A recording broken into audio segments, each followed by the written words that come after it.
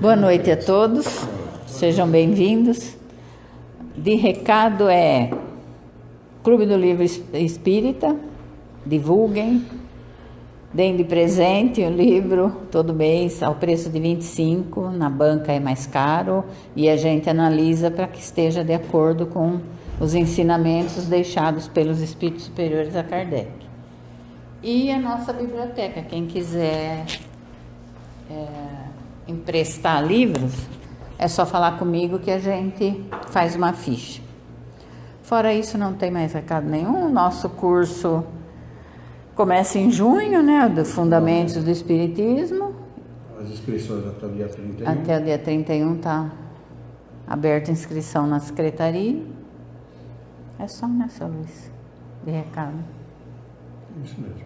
Então vamos fazer uma prece antes da gente começar? Vamos relaxando em nossas cadeiras, mentalizando a figura de Jesus, nosso mestre, modelo e guia, e junto com ele nos dirigir ao Criador, agradecendo pela oportunidade de estarmos aqui reunidos, com o intuito de aprender a respeito dos ensinamentos deixados pelos Espíritos Superiores, agradecer a presença de todos, encarnados e desencarnados, e que a gente consiga colocar em prática no nosso dia a dia tudo que for aprendido. Que assim seja.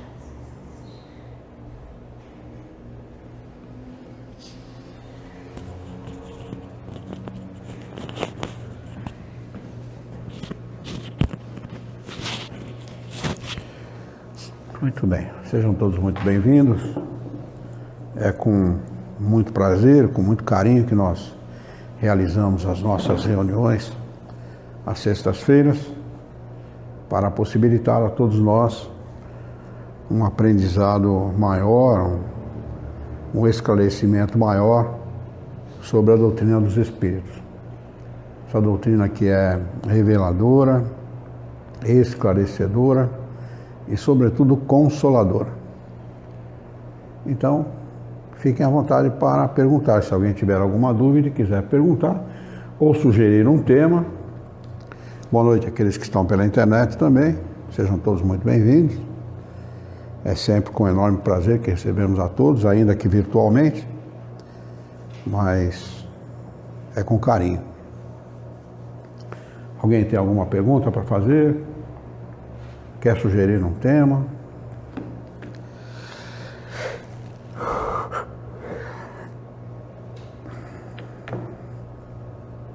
Não?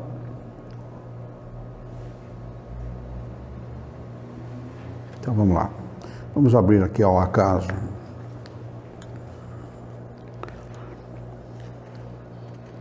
Questão de número 890.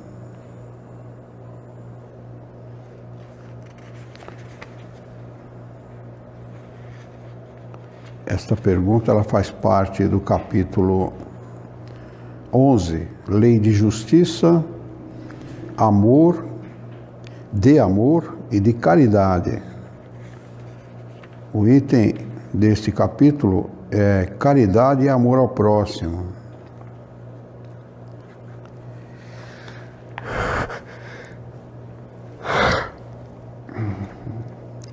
Esta pergunta é dos...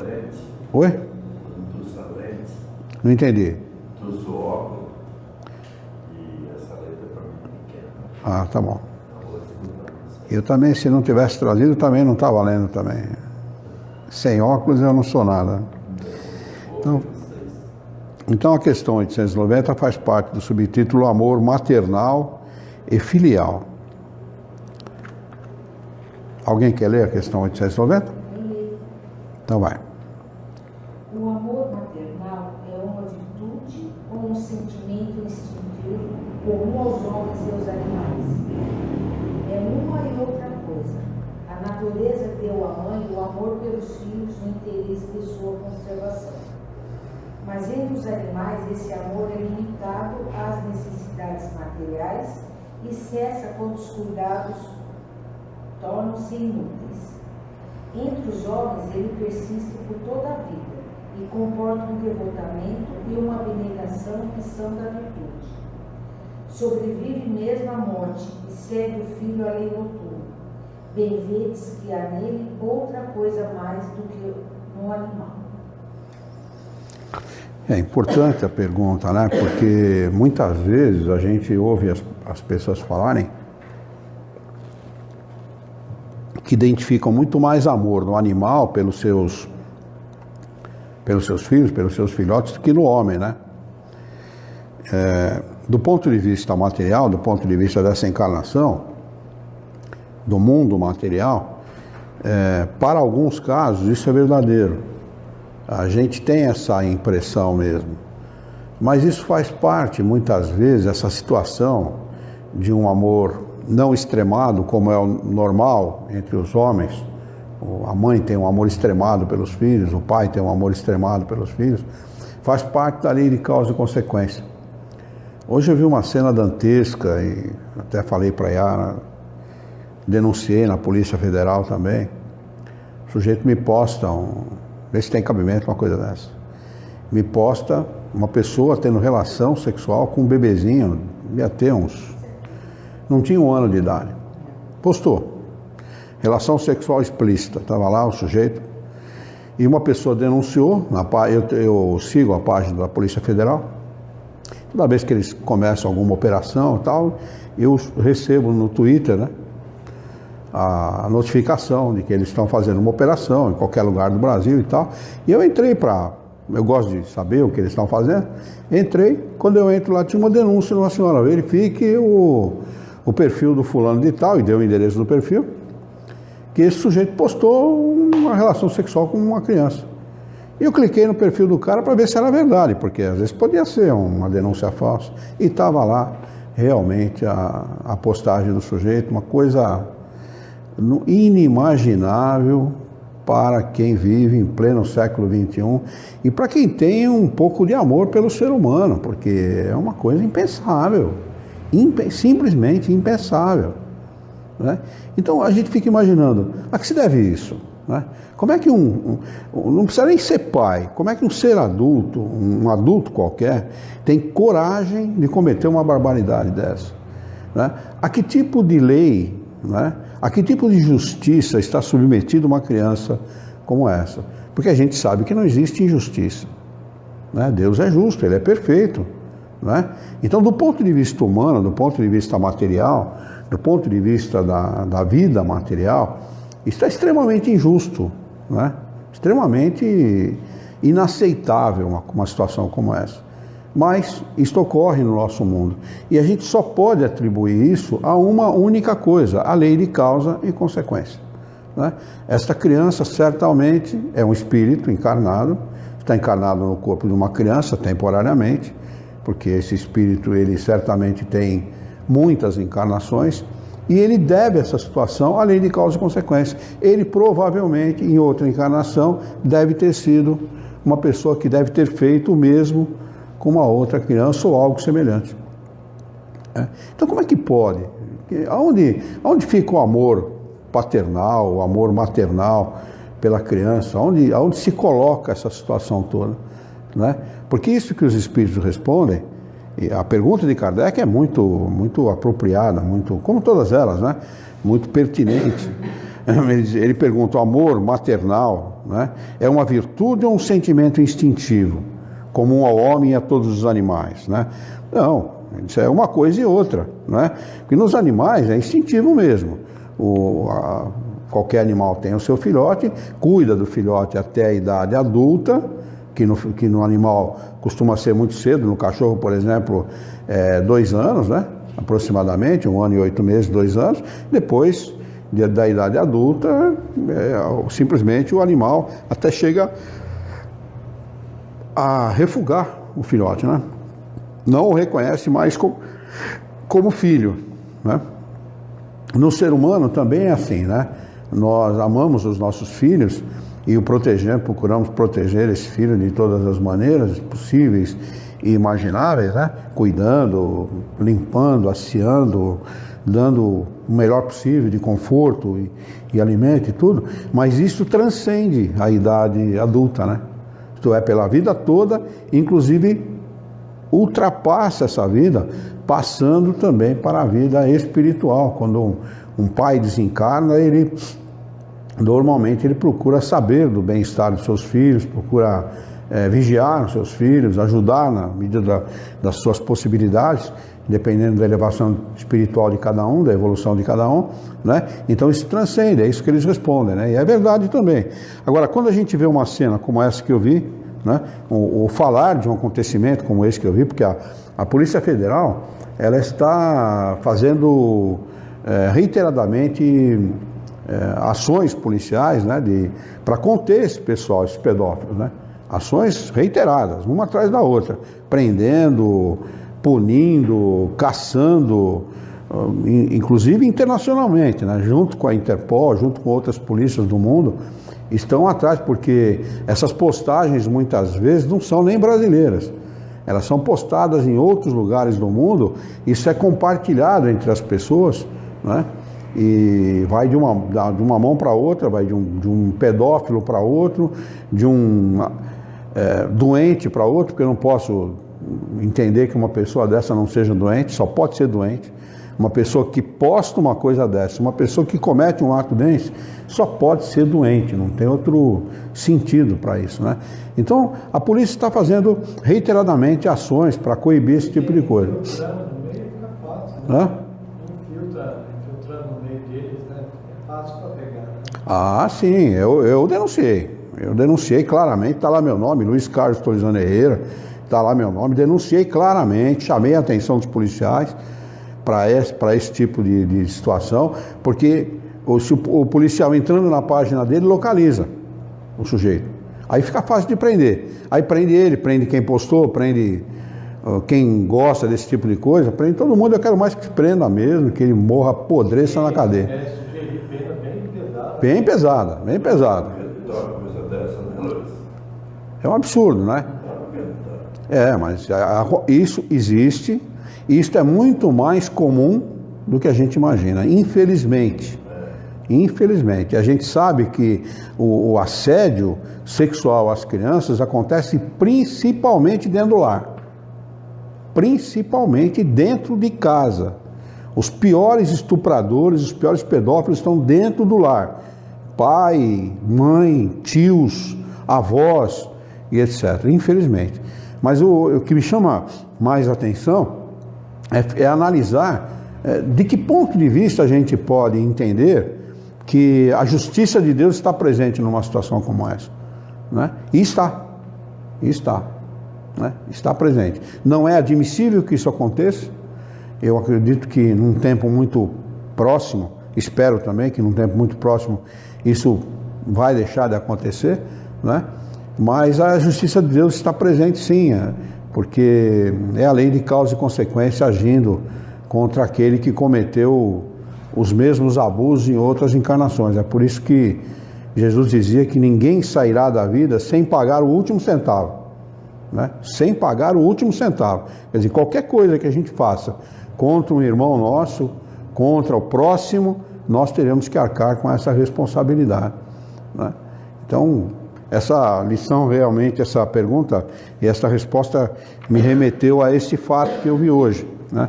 E uma coisa lamentável. Como é que... Tem uma pergunta? Luciano? Ao desencarne, podemos reconhecer o espírito de um animal que amamos quando encarnado? Olha, eu acredito que o amor acaba une as pessoas, vamos dizer assim mais claramente, os espíritos, porque o animal também é um espírito em evolução, é uma individualidade, nós não podemos negar isso. Não atingiu a fase hominal, não atingiu a fase evolutiva que permite que ele encarne no mundo hominal, mas é uma individualidade. A partir do momento que ele se individualiza do elemento espiritual, ele se torna uma individualidade. E quando existe amor recíproco, e normalmente é assim, né? O animal, ele nos ama do jeito dele. É claro que ele não tem muita consciência desse sentimento, mas ele é fiel, ele é carinhoso, ele demonstra sentimento e demonstra carinho, né, por nós. É claro que isso nos liga. Eu vou além desta pergunta dela. Não só une, como no futuro, os espíritos protetores, os espíritos guias deste que hoje encarna como animal nas nossas famílias, seremos nós. Com certeza, né? Vamos evoluir. E este que hoje está encarnando como animal vai evoluir também, porque essa é a lei é de evolução. Nenhum espírito fica estacionário ou involui, ele sempre progride, não é? E vai fatalmente, num determinado momento, encarnar como animal. E nós estaremos lá para auxiliar na sua evolução como espíritos guias, porque já estaremos evoluídos bastante para tomar uma tarefa como essa, né? Com certeza. Muito bem. Questão de número 809. Deixa eu ver se não ficou bem alguma coisa para trás. Ele diz assim: sobrevive mesmo à morte e segue o filho além do túmulo. Então ele diz assim, por isso você vê que existe uma diferença, né, entre o amor do animal, o amor instintivo, e o amor do homem pelos seus filhos.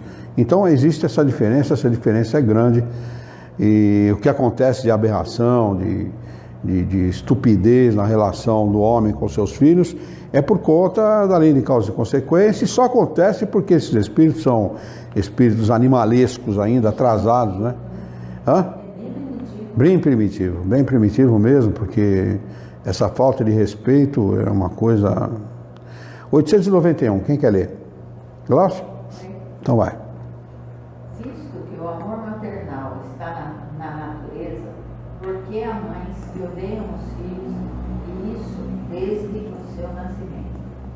Algumas vezes é uma prova escolhida pelo espírito do filho, ou uma expiação, se ele mesmo foi mau pai ou mau filho numa outra existência. Em todos os casos, a mãe má não pode ser animada senão por um mau espírito, que se esforça por dificultar a existência do filho, a fim de que ele sucumba sob as provas que aceitou. Mas esta violação das leis da natureza não ficará impune, e o espírito do filho será recompensado pelos obstáculos que haja superado. Interessante, né? Como os espíritos superiores, seguindo aquela linha de raciocínio daquele pai que cometeu aquele abuso, respondem de forma clara, né, a esse questionamento, esse possível questionamento que alguém podia fazer, que como Deus permite um pai cometer um gesto de abuso contra um filho, de tamanho gesto de abuso contra um filho como esse que eu estou citando, né? Então a resposta está clara aqui. Kardec pergunta: visto que o amor maternal está na natureza, por que há mães que odeiam os filhos, e isso desde o nascimento? Um pai que comete um ato de abuso contra um bebê, como eu vi hoje, não pode amar o seu filho. Não é possível que esse pai possa declarar amor ao seu filho, porque é tudo que ele não tem, não é? É tudo que ele não tem. E os espíritos respondem com muita propriedade sempre. Diz assim: algumas vezes é uma prova escolhida pelo espírito do filho, quando o abuso não alcança este patamar que eu citei, não é? Mas quando alcança esse patamar, ele diz assim, é ou uma expiação, se ele mesmo foi mau pai, ou mãe má, ou mau filho numa outra existência. Então, como a paternidade é uma coisa, é uma missão que nós temos em relação aos nossos filhos, né? Descumprir essa missão é algo gravíssimo para o espírito. Ele vai ter que arcar com a responsabilidade dos seus atos numa outra encarnação. Como eu, e acredito que todos vocês tiveram pais amorosos e responsáveis, eu fico imaginando encarnar numa família que o pai ou a mãe não sejam responsáveis e amorosos. Deve ser terrível, né? Deve ser terrível, porque é tão é tão importante para nós na formação da nossa personalidade, do nosso caráter, na formação do equilíbrio do nosso estado emocional, do nosso estado psicológico, não é? Ter uma mãe presente, um pai presente, amoroso, uma mãe amorosa. É tão importante isso para nós que eu fico imaginando aqui como é a vida de uma criança, né, cujo pai ou a mãe seja uma má mãe ou um mau pai, né? Porque deve ser realmente terrível esse tipo de coisa. E uma criança que sofre um abuso na idade dessa que eu falei, vai ser abusada o resto da vida. Vai ser abusado o resto da vida, com certeza. Não tem a menor dúvida. Se é que vai conseguir sobreviver ao abuso, né? Se é que vai conseguir sobreviver, porque... Eu tenho uma menina que trabalha com a gente lá, a mãe odeia ela, a mãe odeia. E o pai é um senhor de rua, assim. O que é? Ela pediu para os dois, né? Com certeza, com certeza. Uma expiação para ela, né? A resposta está clara aqui na pergunta, né? Na resposta na pergunta de Kardec e na resposta dos Espíritos. Porque a estranheza de Kardec e a gente, qualquer um, a estranheza que qualquer um de nós pode ter em relação a uma situação como essa que você está citando, ou uma situação como essa que eu citei, exatamente essa. Pô, você pega lá um formigueiro, não é? Um elemento pequeno na natureza, né? Ele trabalha o tempo inteiro em benefício da comunidade. Há formigas africanas, isso eu já vi há muito tempo atrás, num filme, não sei se na Globo.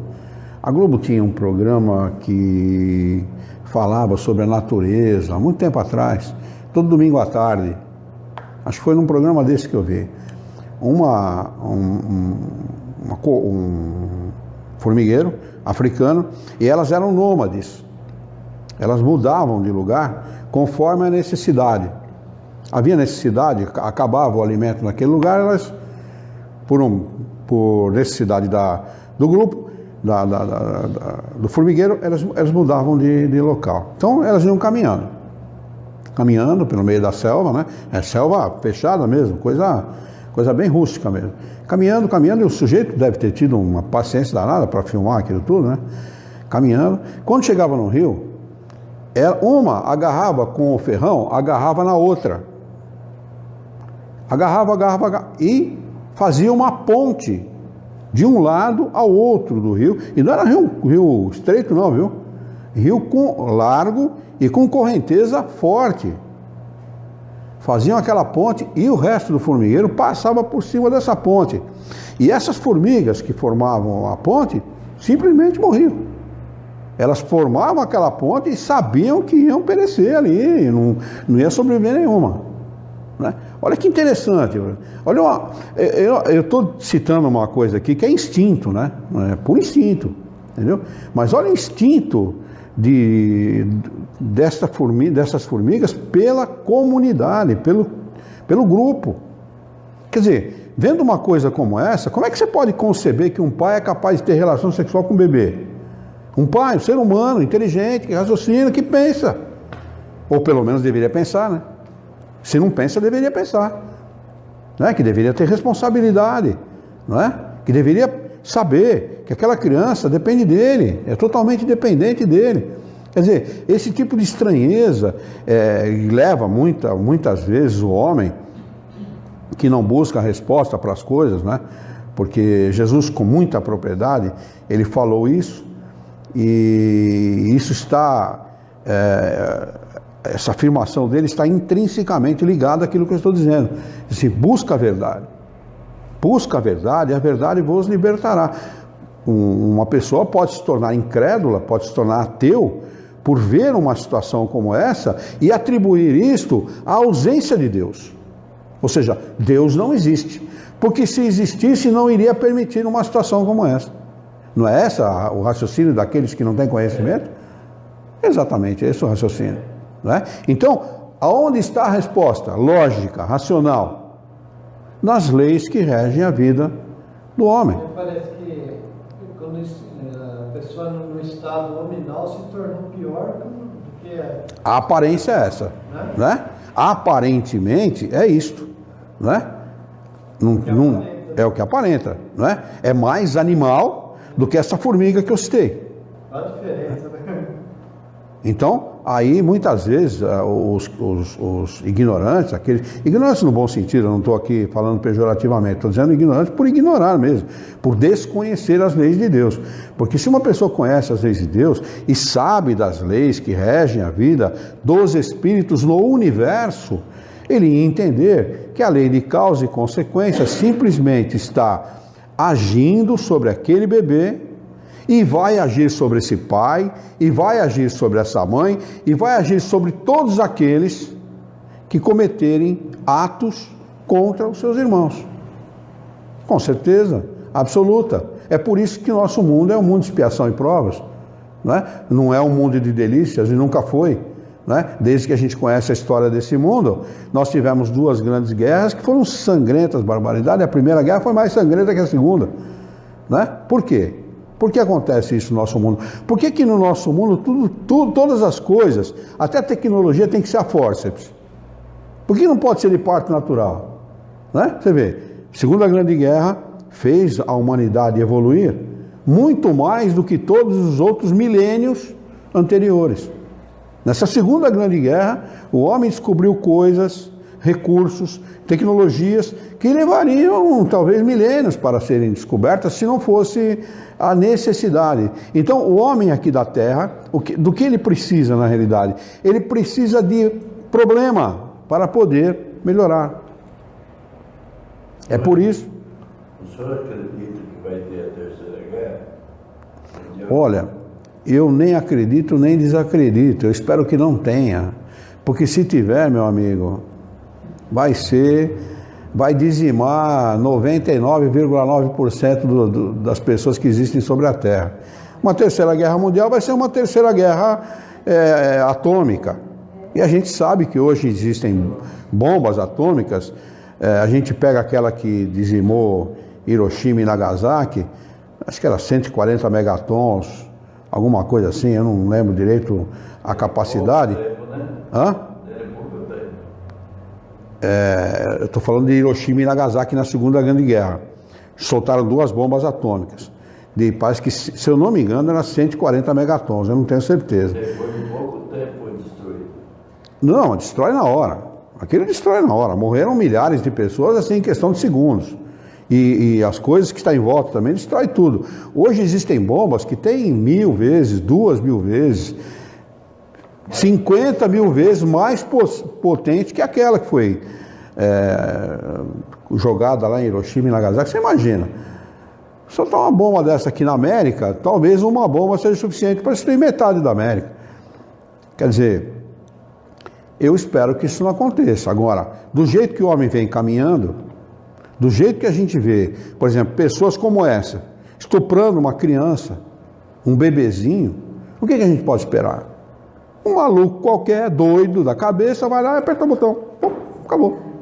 Está feita. Porque o botão apertado, uma bomba atômica sendo lançada, por exemplo, vamos dizer, sei lá da onde, contra os Estados Unidos da América, imediatamente os Estados Unidos da América vai identificar esse lançamento e imediatamente vai mandar um de volta.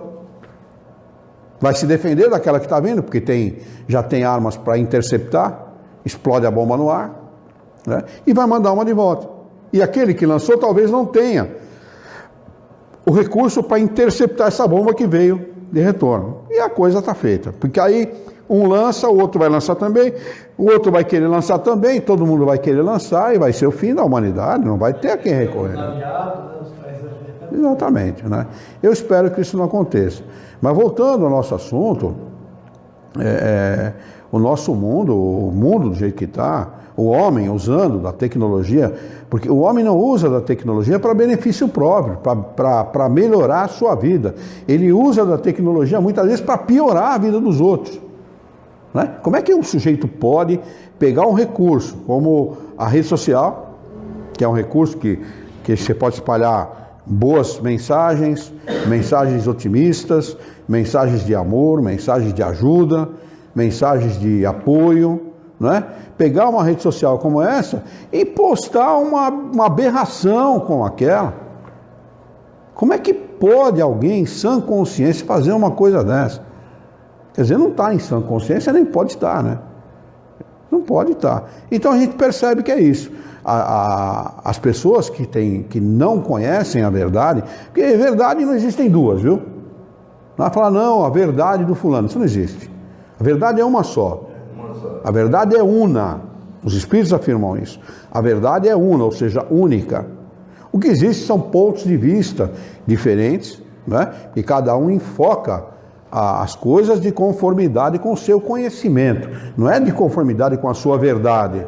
É a visão dele. Eu posso dizer que o copo está quase vazio e posso dizer que o copo está quase cheio. O mesmo copo que está pela metade, para uns é quase vazio e para outros é quase cheio.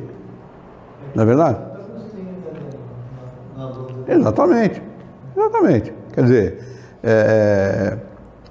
é preciso que o ser humano aprenda que este mundo não é o definitivo. Este mundo é só passageiro. Eu costumo dizer brincando o seguinte, que na vida tudo é passageiro, menos o motorista e o cobrador. Aqui é tudo passageiro mesmo, aqui ninguém é definitivo. Ninguém, a gente pode desencarnar, perder a vida, perder o corpo físico de um momento para o outro. Nós precisamos começar, o homem precisa começar a pensar nessa sua realidade, porque a realidade espiritual muda a vida das pessoas. Quando o homem, não é o fato de conhecer a Deus somente não, ou de crer em Deus, melhor dizendo, é o fato de conhecer a Deus, saber que Deus é a inteligência suprema do universo e saber que nós somos espíritos imortais. Não basta crer em Deus, porque muita gente crê em Deus e quando vê uma aberração como essa que eu citei, imediatamente descrê. Mas como é que o Papa anterior a este, o Papa anterior ao Francisco, o Ratzinger, Joseph Ratzinger, se eu não me engano é o nome dele, ex-nazista, para variar, né? Ele me entra por época da comemoração de não sei quantos anos de Auschwitz, se eu não me engano, ele entra no forno crematório, onde eram assassinados os judeus, e pergunta onde estava Deus. Vê se tem cabimento uma coisa dessa. Um Papa que deveria dar as respostas, me faz uma pergunta absurda como essa. Porque isso é absurdo, isso é o cúmulo do absurdo. É a mesma coisa que esses pastores de igreja falando em nome de Deus para arrecadar dinheiro, para arrecadar bens materiais. É a mesma coisa. Como onde estava Deus? Quem é você para questionar onde Deus deveria estar? Porque você não vai procurar a verdade. Porque você não vai em busca da verdade. Busca a verdade, conheça a verdade e a verdade vos libertará. Está no Evangelho de Jesus. E ele fala exatamente com esse propósito, porque Jesus, ele falava exatamente das mesmas coisas que nós estamos falando aqui. Da imortalidade da alma, da sobrevivência da alma depois da morte. Ele falava das penas que o homem sofreria se não agisse com caridade, fazendo ao seu irmão aquilo que ele gostaria de ver feito em relação a ele mesmo. Jesus falava dessas coisas, não falava de outras coisas. É verdade que ele não podia falar aberta e diretamente como nós estamos falando, porque ele lidava com espíritos bastante atrasados, com homens imperfeitos, com crianças, não é? Então ele tinha que contar historinha, que parábola nada mais é do que história. É um outro nome para historieta, né? Ele tinha que ficar contando contos, né? Saiu um homem pela manhã e passou por uma figueira, ele estava com fome e a figueira não tinha frutos. Então ele amaldiçoou a figueira, de ti ninguém mais comerá seus frutos. Porque de uma árvore má não pode dar bons frutos. O que ele queria dizer com isso? O que ele queria ensinar o homem? Por que Jesus contava historieta para ensinar o homem as coisas espirituais? Porque o homem não era capaz de entender o ensino direto. Então ele precisava ficar contando historinha para dizer, olha, tá vendo? Como uma árvore má, há homens maus. Quando este homem se diz bom e não faz coisas boas, ele é que nem a árvore má. Ele é um hipócrita que se esconde atrás de uma máscara, né? Mas as ações dele, o fruto das ações dele não é bom. Não pode ser bom, porque ele é uma árvore má. Então cuidado, toma cuidado. Agora, da árvore boa, uma árvore boa sempre dará bons frutos, independentemente se é uma autoridade, independente se é uma pessoa de projeção social, se tem dinheiro, não importa. É isso que Jesus queria ensinar, né? Ele precisava falar desse jeito com os seus seguidores, não com os apóstolos, porque os apóstolos tinham alcance espiritual para entender Jesus, tanto que ele falava diretamente com os seus apóstolos. Mas para a multidão, ele era obrigado a falar por parábolas, exatamente por essa razão. Mas tudo que a gente fala dentro da doutrina espírita, tudo que os espíritos respondem, tudo que os espíritos ensinaram a Kardec, e Kardec transcreveu nesses livros para nos ensinar, é exatamente a mesma coisa que Jesus falava, de maneira mais clara e ampliada. Porque hoje se fala para espíritos 2000 anos depois, com 2000 anos a mais de evolução, com 2000 anos adiantados em inteligência, em moralidade, em sensibilidade, em amor, para poder entender aquilo que aqui está contido. Mas é preciso que o homem busque isso, é preciso que o homem vá atrás desse esclarecimento. Porque senão, até quando o homem vai cometer esses impropérios como esse que eu citei no começo da nossa reunião? Até quando o homem vai, em nome dos seus interesses materiais, prejudicar o seu próximo? Até quando ele vai, fazendo isso, ele vai entender que ele está sendo beneficiado quando ele está sendo extremamente prejudicado? Porque ele vai ter o retorno, ele vai ter que reencarnar, e na reencarnação ele vai ser cobrado pelos atos, pelos impropérios, pelas maldades, pela corrupção, pela violência que ele tiver cometido nas encarnações anteriores, né? Então o homem precisa saber disso, é preciso esclarecer o homem, e os homens estão ávidos disso. De um modo geral, as pessoas estão ávidas de resposta. Tem um rapaz que faz parte do grupo da Associação Jauense no WhatsApp, chama William. Ele é amigo, companheiro de trabalho, colega de trabalho da Juliana, da minha filha, que mora em São Paulo. E o William, ele frequentava a igreja evangélica e começou a trabalhar com a Juliana, formou-se há pouco tempo, não sei no que, deve ser alguma coisa relacionada com medicina, ou é enfermeiro, ou é médico, não sei bem qual é a profissão dele. Deve ser enfermeiro, acredito. E ele começou a conversar comigo porque ele tem mediunidade. Então começa a ver coisa se mexe, né? Sem motivo nenhum, coisa começa a se mexer, se movimentar. E ele começou a conversar comigo, a Juliana orientou ele, não, procura tal, né? Você vai ter os esclarecimentos necessários. Eu comecei a conversar com ele. Conversamos muitas vezes, adicionei ele no grupo da associação, e ele vem conversando, eu venho explicando para ele e tal. E a última conversa que nós tivemos, foi acho que anteontem, eu falei para ele, as pessoas estão ávidas de esclarecimento, elas não buscam religião. Na realidade, o que as pessoas estão buscando não é religião, elas precisam de se esclarecer, saber o porquê e o como das coisas. Ou seja, a explicação tem que ser objetiva e racional. Ele falou, matou a charada. É exatamente esse o ponto. Ele falou, eu converso com as pessoas agora de espiritismo e as pessoas estão abertas para ouvir. Elas querem ouvir. Elas buscam esse esclarecimento, mesmo sem saber o que estão buscando. E ele falou, quando eu começo a falar, elas param para ouvir. Olha que interessante, né? Você fala de doutrina espírita para a pessoa e a pessoa para ouvir. Por quê? O que a pessoa sente? A lógica, a racionalidade daquilo que está sendo ensinado. Essa é a diferença entre doutrina espírita e as religiões. Porque o que as religiões fazem com o ser humano? As religiões atuais, ao invés de buscar atualizar os seus ensinamentos, né? Ao invés de buscar a racionalidade necessária, continuam místicas, né? Ah, não, você tem que dar 3 pulinhos para lá e 3 pulinhos para cá, senão Deus vai te castigar. Ah, você tem que ir na igreja acender uma vela, você tem que ir na igreja doar dinheiro para a igreja, você tem que ir na igreja para você doar flores, para você fazer a trezena, a centena, a vintena, sei lá quanto, senão você vai ser amaldiçoado por Deus, você vai ser punido por Deus.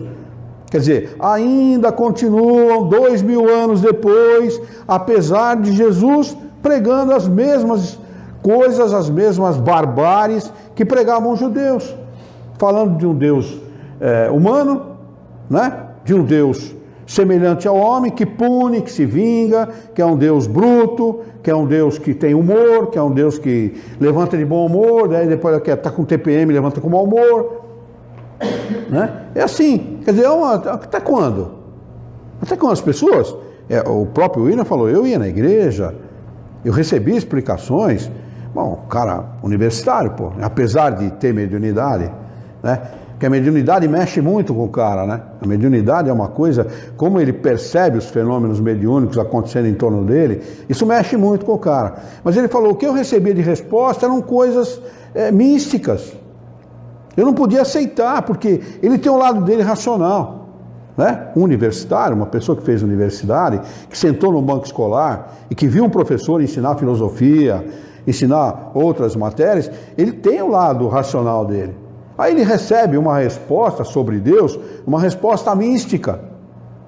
Como é que ele vai aceitar? Ele falou, me afastei, eu não podia aceitar, eu não tinha condição de aceitar, né? Aí eu encontrei a doutrina espírita, e todas as respostas que eu recebo são respostas racionais, lógicas, objetivas, que satisfazem a inteligência.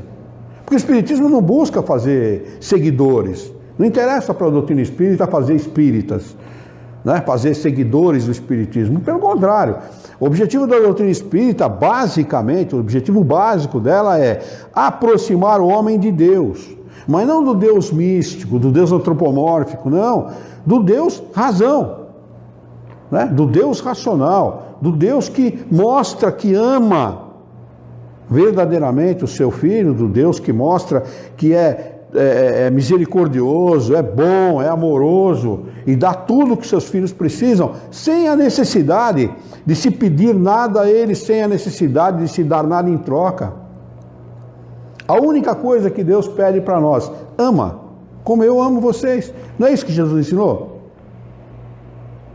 Exatamente isso que Jesus ensinou há 2000 anos atrás, né? E o homem ainda até agora marcando passo, 2000 anos depois, marcando passo, e não entendeu ainda o que Jesus ensinou há 2000 anos atrás, por conta... Eu percebo bastante gente usa a religião como fachada também. Ele fala, não é que ele acredita naquilo ali, ele está usando aquilo ali para favor dele só. Você sabe por quê?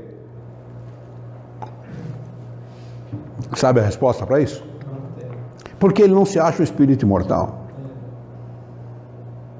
O dia que o homem entender que a vida, o único objetivo da vida é fazer com que o homem conquiste os bens espirituais, ele muda o foco. Porque o foco das pessoas, na maioria das pessoas, o foco está na vida material. É porque ele está achando que está se dando bem nele. A igreja evangélica neopentecostal prega o quê? Dê para a igreja que você vai receber em dobro. Além de pregar uma grande mentira, ela está dizendo para ele, olha, foque os seus objetivos na vida material, você tem que ser feliz aqui. Você tem que ter casa, mansão, carro do último tipo, tudo aqui. E a igreja vai te dar isso. Acredite em Jesus, viu? Porque a igreja vai te dar isso. Mentira descarada e escarrada, como diria minha avó. Um absurdo, pregado por hipócritas, tão fariseus quanto no tempo de Jesus. Os hipócritas fariseus do tempo de Jesus, que Jesus tanto combateu, ainda estão aí nas igrejas pregando as mesmas mentiras, os mesmos absurdos, as mesmas impropriedades do tempo de Jesus. O que falou Jesus sobre os togados? Cuidado com aqueles que vestem roupas talares. O que é roupa talar? É roupa que vem até aqui, ó. Porque eles roubam e expoliam as viúvas. Sabia que a mulher estava viúva? Ia lá rezar para a mulher. E cobrava para rezar. No tempo de Jesus, o que esses caras fazem hoje? Cobram para botar a mão na cabeça da pessoa, cobram para passar no caminho da Santa Cruz, não sei o que, do milagre urgente. Ficam criando fantasias para iludir as pessoas de que existe milagre, uma grande mentira. Milagre nunca existiu. Milagre nunca existiu e nunca vai existir, porque o milagre é uma derrogação da lei do Criador. Agora, se perguntar para mim, o Criador pode derrogar a sua lei? Pode. Ele é a autoridade máxima do universo. Se ele disser, não, minha lei, a partir de hoje não é mais a lei da gravidade. A partir de hoje os objetos vão flutuar. Acabou. Fim de conversa. Não é verdade? Agora, o que vai acontecer com isso? Vai desequilibrar o universo inteiro. Porque o universo depende do magnetismo, da lei da gravidade, exatamente dessa lei de atração que existe entre os planetas. Então, o Criador, para provar a sua sabedoria, para provar a sua sapiência, para provar que Ele é o Todo-Poderoso, que Ele é misericordioso e bom, Ele não derroga lei nenhuma, pelo contrário, Ele criou leis desde o princípio, são leis perfeitas, que regem até hoje as nossas vidas. E nós não precisamos de outra coisa, a não ser das 3 coisas que Ele nos deu: inteligência, a vontade e o pensamento, nada mais. Isso tudo, essas 3 coisas são ferramentas suficientes para que nós tenhamos na nossa vida tudo aquilo que nós precisamos. Agora, quem que se contenta com o necessário? Porque o homem foca a sua vida na matéria, então para ele o necessário é humilhação. O necessário é humilhação. Eu só tenho necessário? Não, isso é humilhação. Eu quero ter mais, ter.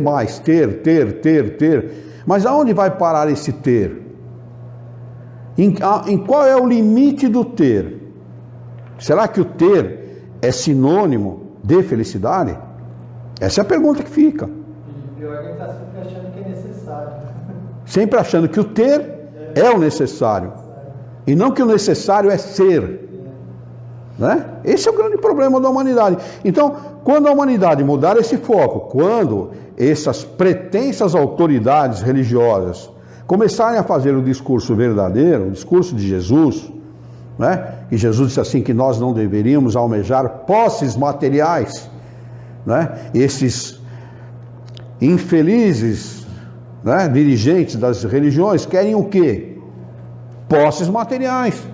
Ao invés de seguir Jesus, usam o nome de Jesus para colocá-lo contra a população, contra os seus seguidores, ensinando inverdades, que o homem tem que ter cada vez mais. É mentira, é o contrário. Ele valoriza a matéria, né? Exatamente. Então, o dia que o homem descobrir que ele é um ser imortal, que o objetivo dele está depois da morte e não antes dela, o que não significa que nós não devemos ter uma boa qualidade de vida, que nós não devemos ter conforto, um bom carro, uma boa casa, tudo que estiver ao seu alcance. Mas nós temos que saber o limite dessas coisas. A pessoa nasceu, encarnou para ter uma minha casa, minha vida. E ele quer ter uma casa no Francesc, que é o bairro mais luxuoso de Jaú. O que vai acontecer com esse sujeito?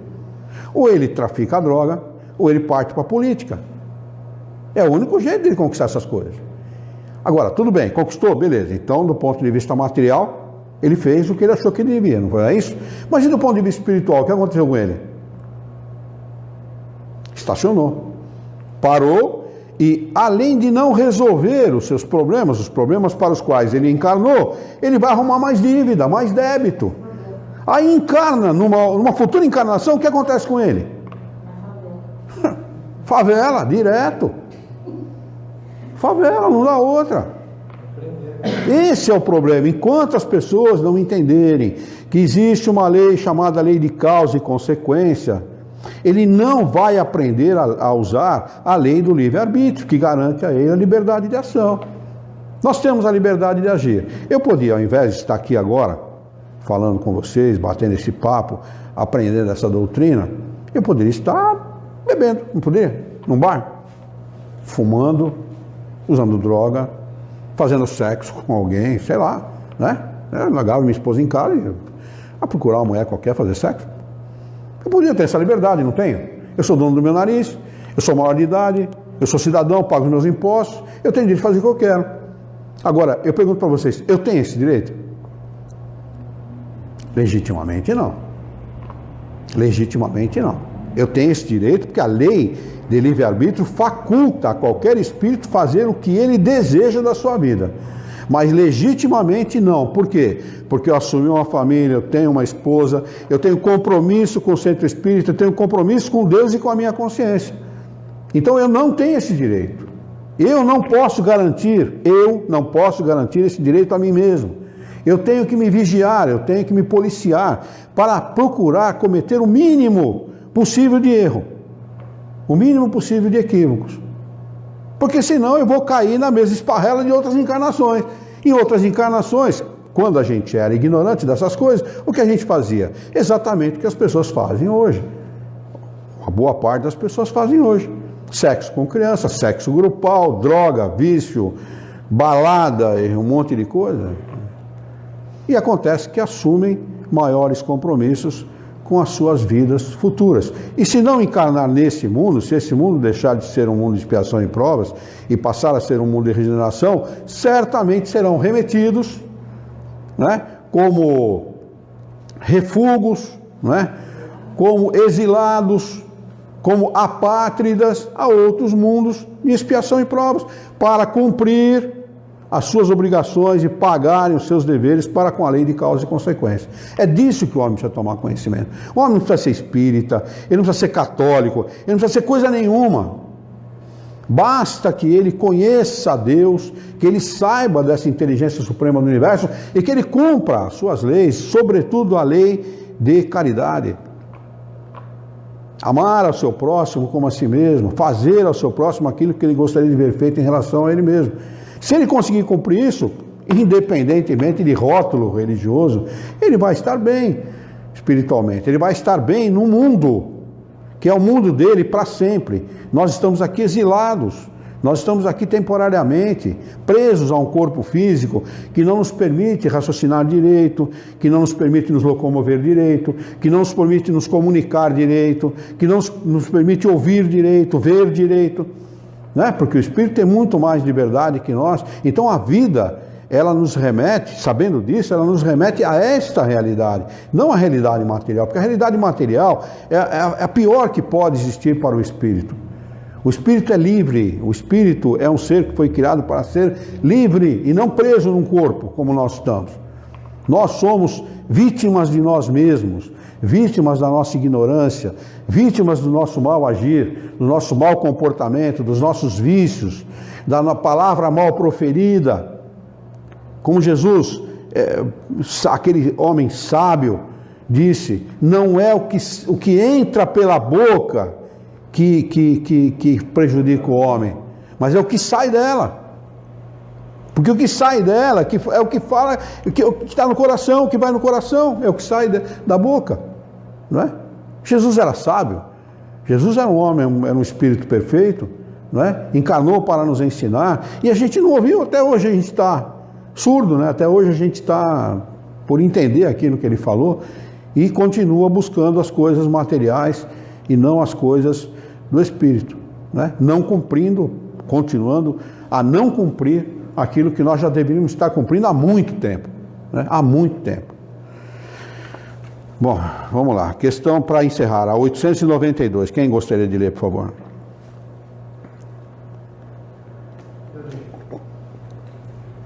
Quando os pais têm filhos que lhes causam desgosto, não são excusáveis por não terem para com eles a ternura que teriam em caso contrário? Resposta: não, porque é um fardo que lhes é confiado. e sua missão é a de fazer todos os esforços para os conduzir ao bem. Mas estes desgostos são frequentemente o resultado de maus costumes que os deixaram tomar desde o berço. Olhe então o que semear. Complicado, velho, é complicado. Kardec faz uma pergunta aqui que é uma pergunta que muitos pais se fazem, né? O que eu fiz para merecer ter um filho como esse? Né? Ele pergunta: quando os pais têm filhos que lhe causam desgostos, não são desculpáveis, excusáveis, por não terem para com ele a mesma ternura que teriam caso esse filho fosse um bom filho, caso fosse o contrário, né? Não um filho que causa desgosto, mas um filho bom, amoroso, amável, educado, etc. Né? Então, faz essa pergunta para os espíritos para saber qual a resposta dos espíritos a esse respeito. Ele diz: não, de jeito nenhum, tem que ter o mesmo carinho, porque é um fardo que lhes foi confiado, e a sua missão é fazer todos os esforços para os reconduzir, ou seja, para reconduzir esse filho ao bem. Mas eles dão aqui a melhor resposta, ou seja, a solução para este caso, na segunda parte da resposta. Assim: mas esses desgostos são frequentemente o resultado dos maus costumes que deixaram tomar desde o berço. Colhem então o que semearam. Ou seja, não deram educação e ficam culpando a Deus pelo filho que tem, né? Mostrou a língua, faz engolir a língua. Deu um chute, dá 3 nele. Não obedece, taca o bicho na parede. A gente tem que educar. Eu não estou falando aqui que o pai e a mãe tem que ser violentos, eu não estou pregando a violência. Eu estou pregando a educação, eu estou dizendo que um mau filho, quando o mau filho age, você tem que agir com ele da mesma maneira. Meu pai dizia assim, meu pai na sua pequeno conhecimento que ele tinha de bancos escolares, mas do grande conhecimento que ele tinha da vida, ele dizia assim: às vezes nós temos que mostrar os dentes. Ele falava: o cachorro não faz isso com a gente? Acua um cachorro no canto e bate nele para você ver como ele não te mostra os dentes. Né? Ele tinha, olha, perfeita razão. Então o filho é assim, é mal educado, mas dá-lhe uma bordoada. Fala com ele, conversa com ele primeiro, né? Dá educação para ele, procura conversar, põe de castigo. Não resolveu? A segunda é uma cinta, velho. A sintoterapia. Não tem coisa... Olha, melhor resultado que a sintoterapia não existe. Né? Então a gente não pode permitir que as más tendências do filho tomem volume, tomem corpo. Porque a criança é um ser que veio para ser educado. Toda criança vem para ser educada. Se vem para aquele pai, para aquela mãe, é porque aquele pai e aquela mãe merecem aquele filho. E aquele filho merece aquele pai e aquela mãe. Então a obrigação do pai e da mãe: educar, custe o que custar. O sacrifício que custar, todos os esforços que custarem para educar. Porque se não educar, vai acontecer isso que eles falam na resposta. O pai e a mãe vão sofrer as consequências. E sofre mesmo. E sofre o resto da vida. Porque o filho não é filho temporário. O filho, primeiro que não vem com manual, você não sabe muito bem como agir. Quando você casa, você não sabe muito bem como agir com o filho. Não vem com manual, se tivesse acompanhado o manual, pelo menos, ainda que fosse um manual em chinês, né? Ainda que fosse, a gente procurava um tradutor, mandava traduzir, vê aí o que você pode fazer para mim, né? Traduz aí. Então, olha, se o filho fizer tal coisa, você faz tal coisa. Aí facilitaria a vida, né? Mas não existe isso.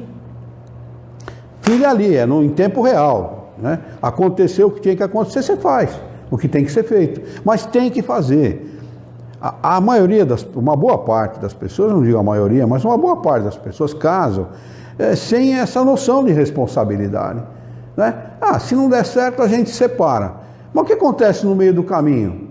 Vira o zoinho e nasce uma criança, né? Aí não dá certo, quem sofre a consequência da irresponsabilidade do casal? A criança, não tenha dúvida. Foi provado isso há muito tempo atrás, não vou contar nenhuma novidade para vocês, não vou profetizar nada, nem trazer nada de novo para vocês, né? A maior parte das crianças viciadas em drogas são filhos de pais separados. Precisa dizer mais? Quer dizer, quando uma pessoa casa com alguém, quando ela tem uma relação sexual com alguém, quando é um casal, tome cuidado. Porque você está ali assumindo uma responsabilidade com Deus, que é o Criador de todas as coisas, o Pai de todos nós, e sobretudo com você. É a sua responsabilidade, é aquilo que vai pesar sobre o seu espírito. E o seu espírito, se muitos não sabem, é imortal. Ou seja, aquela responsabilidade assumida é para hoje, é para amanhã e sempre. E se você não cumpriu hoje, você vai ter que cumprir amanhã. E se você não cumpriu amanhã, você vai ter que cumprir depois. Eu estou falando aqui de vidas, não estou falando de dias. Não cumpriu nessa existência? Vai cumprir na próxima. Não cumpriu na próxima? Vai cumprir na outra. Até que um dia cumpre. Não tem essa de, não, eu vou ser irresponsável mesmo, não quero nem saber, depois eu vejo o que eu faço. Vai, se você quer saber, se depois você vê o que você faz, você vai ver, com certeza, pode ter certeza disso. Kardec, ele tem uma frase no Livro dos Espíritos, se eu não me engano, acho que é no Livro dos Espíritos, ou na Revista Espírita, ele diz assim que a maioria dos homens invejam aqueles que têm dinheiro, a maioria, não é? Inveja, poxa, eu queria ter dinheiro que nem esse cara. Né? Ele diz assim, aqueles que têm dinheiro são muito mais de se... como é que ele usa? O termo que ele usa, eu queria lembrar exatamente o termo. São muito mais de se... eu não quero usar a palavra que eu estou pensando agora, porque é uma palavra que não é legal. Mas ele diz assim, não é bom você invejar as pessoas que têm dinheiro, porque você tem que considerar o retorno. Ou seja, ele tem dinheiro, ele passa por essa vida como um rico, comete os abusos que a maioria dos ricos cometem e ele vai ter que reencarnar. E é aí que mora o problema. Que quando ele tiver que reencarnar para quitar, com a lei de Deus, tudo aquilo que ele cometeu de abuso quando ele era rico, aí ele vai ser o não invejado. Ele vai ser aquele que inveja quem tem dinheiro, porque ele vai ter que cumprir e assumir essas responsabilidades. A mesma coisa os pais. A mesma coisa. Não seja irresponsável. Porque se você for irresponsável, você vai ter como paga da vida, como reciprocidade da lei de causa e consequência, um pai e uma mãe responsável. Um pai e uma mãe que não vão ligar para você, que não vão te limpar. Tem criança que, se não limpar, qualquer criança que se não receber asseio, morre na sujeira, né? Morre por acometida de doenças, né? Se ela não receber alimento do mesmo jeito, vai morrer por inanição, porque a criança é frágil, todos nós somos, acho que o animal mais frágil da natureza é o homem, né? Depende de tudo, do pai e da mãe, e se sobreviver a tudo isso, como muitos sobrevivem, né? Apesar que a mortalidade infantil em países como o nosso, em países africanos, em países do terceiro mundo, é altíssima em função disso, em função da ausência do Estado e também da irresponsabilidade dos pais, né? Se sobreviver a tudo isso, o que vai acontecer? Vai viver uma vida miserável, triste, sofrida, amarga, né? Com um sentimento de raiva, de ódio, quando não com um sentimento profundo de tristeza. Quantas pessoas não são tristes, naturalmente tristes, e contam a vida delas para a gente? Eu já tive casos de amigos conhecidos assim, né? Conta as coisas mais tristes da família, pais e mães que não se davam bem, brigavam o tempo todo, pai que tirava a faca na mãe, mãe que atirava a faca na irmã, e coisas do gênero. Como é que pode uma família viver desse jeito? Como é que pode alguém viver numa casa onde as pessoas jogam faca uma na outra, se xingam de palavrão, não tem o menor respeito? Como é que pode? Né? Então tudo isso é fruto, é consequência das atitudes, das irresponsabilidades de outras encarnações. O espírito é obrigado, como dizem os próprios espíritos, a arrastar uma vida de sofrimento em outras encarnações. Então, encarna e arrasta uma vida inteira de sofrimento, passando por necessidades, privações, problemas em família como esse que eu citei e coisas do gênero. Muito bem. Alguém tem alguma pergunta? Quer acrescentar alguma coisa? Ô, Luiz, aqueles primitivos, aqueles apóstolos que Jesus escolheu para seguir ele, O que tem? que morreu ali martirizado, Foi primitivo? Eles eram primitivos? Não, esses espíritos eles foram escolhidos a dedo por Jesus. Jesus sabia da qualidade espiritual e moral desses espíritos. Nenhum de seus apóstolos eram espíritos escolhidos por acaso, ou gente comum, gente do povo, gente normal. Eram gente do povo, eram pescadores, gente simples, mas de espírito evoluído. Pedro, Tiago, João, todos eles eram espíritos evoluídos. Tanto que uma vez Pedro pergunta para ele: Senhor, mas por que você, conosco você fala claramente e com o povo você fala por parábolas? Está no Evangelho de Jesus. Eles estavam encarnados com esse propósito. Eles se encarnaram com esse propósito, sem dúvida. Olha, a vida é clara quando mostra para nós que ninguém faz nada sozinho. Ninguém. Né? Como é que você constrói uma família? A dois. Não tem jeito de construir uma família sozinho. Você não tem chocadeira para gerar filho. Não existe chocadeira para gerar filho. Então, tudo na vida, o cara tem uma empresa, ele tem muito dinheiro e tem uma empresa. Como é que ele toca a empresa? Sozinho? Ele produz, ele compra, ele vende? Não pode. Ele vai ter que ter os seus auxiliares, seus colaboradores, para poder tocar a empresa. Então, tudo na vida é assim. Jesus não foi diferente. Jesus, ele precisava de seus seguidores, não somente não é para fazer por ele aquilo que ele não sabia fazer, não, porque Jesus sabia, ele era um espírito puro, ele era um espírito de alta hierarquia espiritual, então não é por isso que ele precisava dos seguidores, mas para dar continuidade àquilo que ele ensinou, tanto que Pedro vai pegar o Evangelho de Jesus no coração do ateísmo, do politeísmo, do ateísmo e do materialismo daquela época, que foi Roma. Né? Roma era o cúmulo do ateísmo, o cúmulo do politeísmo, o cúmulo da irresponsabilidade, né? Da sensualidade. O romano, ele afundou Roma, ele afundou o império, porque ele pegou todo o trabalho que tinha para ser feito em Roma e colocou nas costas dos escravos e ficava sem fazer nada o dia todo. Quer dizer, Pedro vai no seio desta nação e prega o Evangelho de Jesus. Tanto que ali nasce o catolicismo, né? Tanto que ali nasce a Igreja Católica, por conta da pregação. E Pedro ainda foi, segundo conta a história, foi crucificado como Jesus e não aceitou ser crucificado de cabeça para cima. Ele falou: eu não tenho esta qualidade moral, eu não tenho o alcance de Jesus para ser crucificado como ele, eu quero ser crucificado de cabeça para baixo. E é crucificado de cabeça para baixo. Né? Aceitou ser crucificado de cabeça para baixo. Então, e Jesus, o trabalho dele foi um trabalho tão importante para a humanidade, um trabalho tão sublime, né?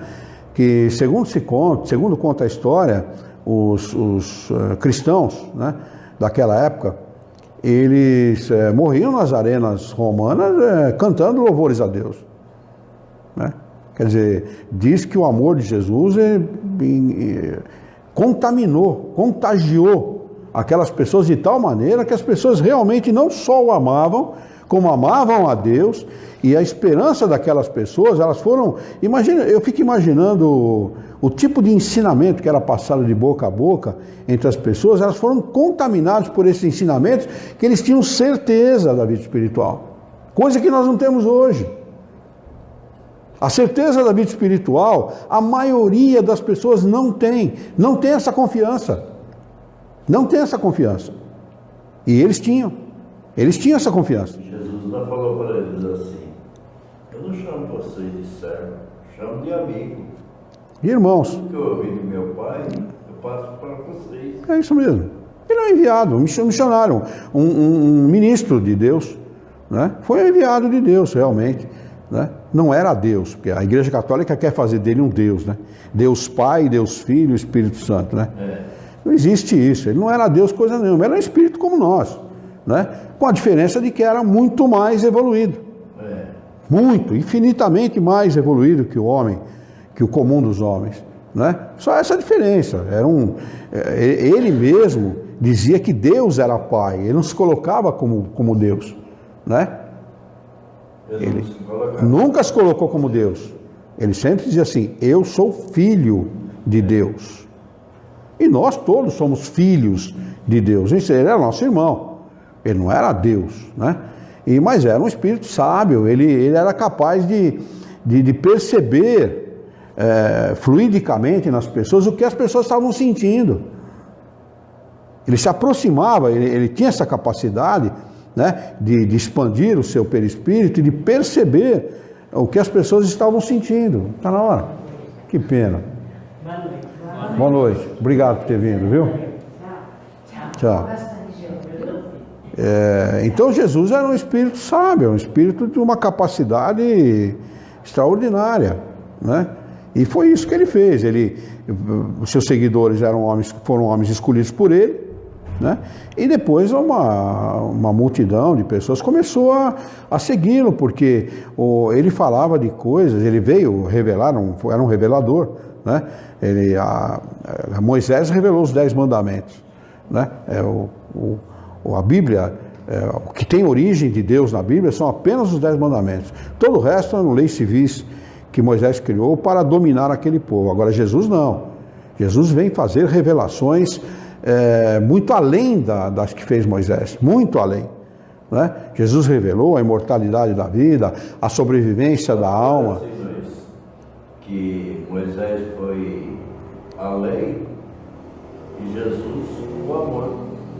Sim, mas quando Jesus fala, eu não vim para derrogar a lei, eu vim para fazer cumpri-la, ele não falava das leis de Moisés, ele falava dos 10 mandamentos.